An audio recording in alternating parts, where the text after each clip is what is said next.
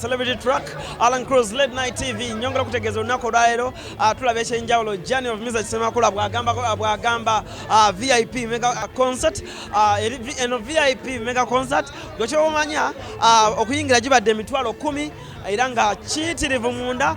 Ssaabasajja Kabaka yayingidde dda, so tugenda kuba tukulaga ekiri munda. Sigala ku Celebrity Track tuyingire munda wano tulabe ekiri munda. Sigala nange tugenda munda ano tulabe embeera eyimiridde etya nga bwolaba ensonga zonna bwe zigenda mu maaso. Ensonga zonna zigenda mu maaso bulungi nnyo. Divorce ku kamera kwali nnyo okuba nga akulaga ensonga zonna nga bwe zigenda mu maaso. Gwe kyoba okola tova ku Celebrity Track, Alan Cruz Miss Handsome, tovawo.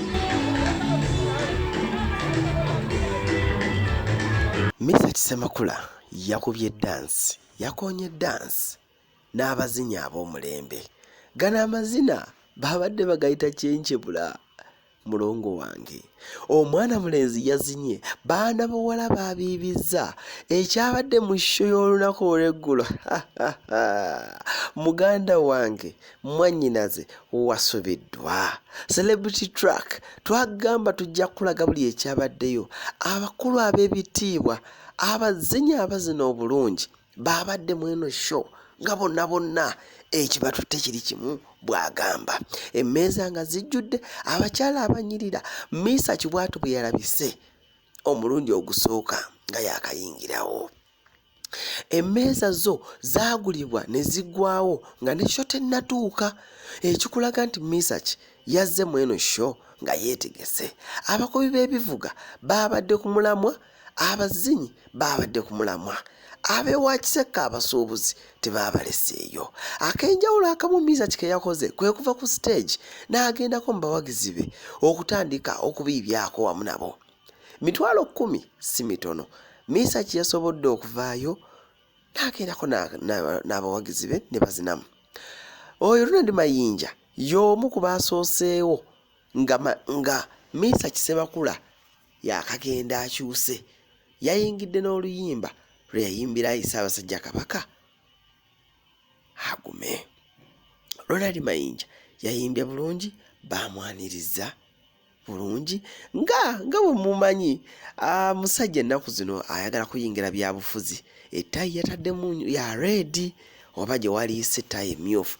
Yeegattiddwako bannabyabufuzi ab'enjawulo ne bajja bonna bajagulize wamu.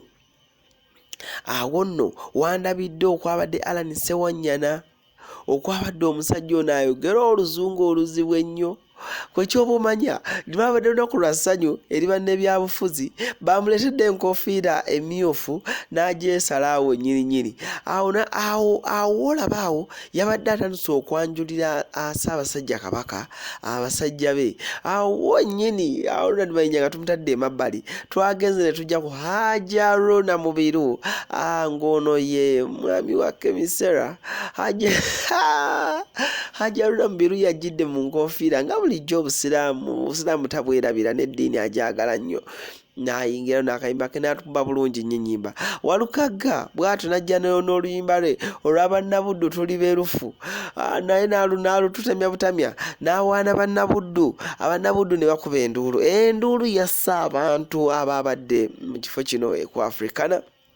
Gwe kyoba omanya lyabadde essanyu lingi nnyo nga ne Catherine Kusaasira naye ate ayingiddewo mu dress eyabadde eya blue. Buli omu yasuubidde nti Catherine Kusaasira yabadde agenda kwambala dress ya yellow, naye yatwewunyisiza yabadde dress ya blue. Najja bulungi nnyo n'ayimba akayimba ke ng'ennyimba ze mumanyi ez'abakyala ze basinga okwagala. Awo nga nkugyewo Pastor Wilson Bugembe yayimbye ennyimba ze bulungi nnyo. Ye teyayambadde nga balala nti abalala bazze bambadde amasuuti bambadde, nadda Pastor Wilson Bugembe yazze ayambadde nga muvubuka ono bano abavubuka abaliko abatineja. Yayimbye bulungi nnyo, yayimbye ennyimba zabadde bbiri. Ekyenjawulo kyabadde kweno concert, buli muyimbi yazze okwerekera ku Mesach yayimbye nga ennyimba 2 n'avaawo. Biebe Cool extra large bawazuwena bwatu bwe yayingiddewo n'abazinyi be ab'amazina amaganda ne kano akayimba ke kavule ababa kavulingane. So Bebe Cool naye yayingiddewo bw'atyo n'azina bamufuye ku dollars. Abantu abo boolaba bamufuye ku dollars nga bwe twagamba nti wano ku Celebrity Track buli kimu tujja kikutuusa kale nkuza alongside Devotion. Ayina omuwala gwe yagenzeko mu audience n'ayimbiramu omuwala ne yeemoola omuwala nga yeemoola ebintu by'atategeera Bebe Cool n'alemerawo olw'amaze n'amuvaako.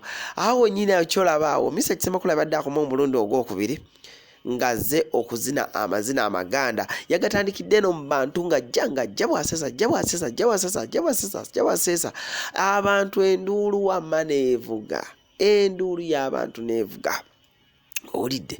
So gwe kyoba omanya eno concert bayingidde emitwalo gyabadde 10. Tables zonna zabadde sold out.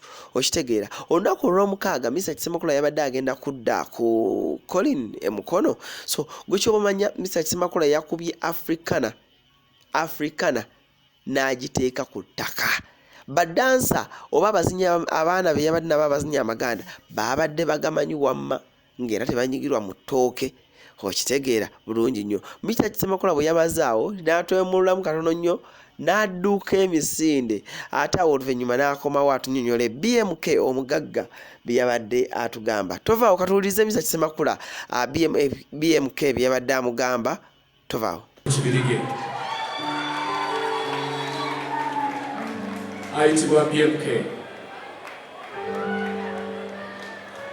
yampise yasooka n'ampita nanga Mesach njagala oleeteko show muholo yange ya Africana nga bwempulira muholo z'endala mwana wange nyamba okolera ekintu ekyo mangu ekyo nkituukirizza mukama wange.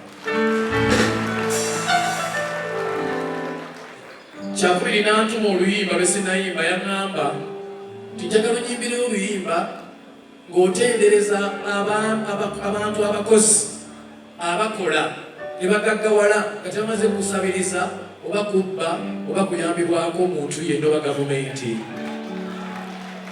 Nanga Mesach njagala mpulira oluyimba olwo nze Ibrahimu nakiwulira era nsaba Katonda atukuuma oluyimba ojja kuluwulira n'ekyasho kyo kiwedde. Olunaku lwajjo yantumizza nanga Mesach olweggulo nga sirina bulungi maanyi naye njagala kwekakaba njagala onnyimbire oluyimba kankutendereze mpulira lwe njagala mu bulamu bwange onnyimbire.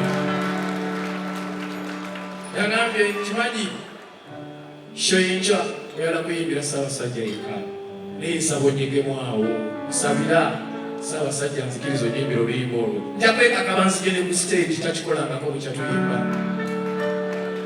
Hey, omunene aba munene naye Mesach Semakula oli munene. Gwe no munnange abadde tamanyi fe aba Celebrity Track kino kye tusinga omanya era kye tusinga okwagala okukola. Munatusonyiwa ku ddoboozi nina ssenyiga bibaawo e Uganda kyekyo abatulabira ebweru w'e Uganda nammwe abatulabira e Uganda embeera mugiraba ya bunyogovu. Alan Cruz, Mr. Handsome wamu ne Devotion, Mr. Level bwetu tubeera Celebrity Track tuli baddala. Subscribe, like, comment buli kimu kikole byonna.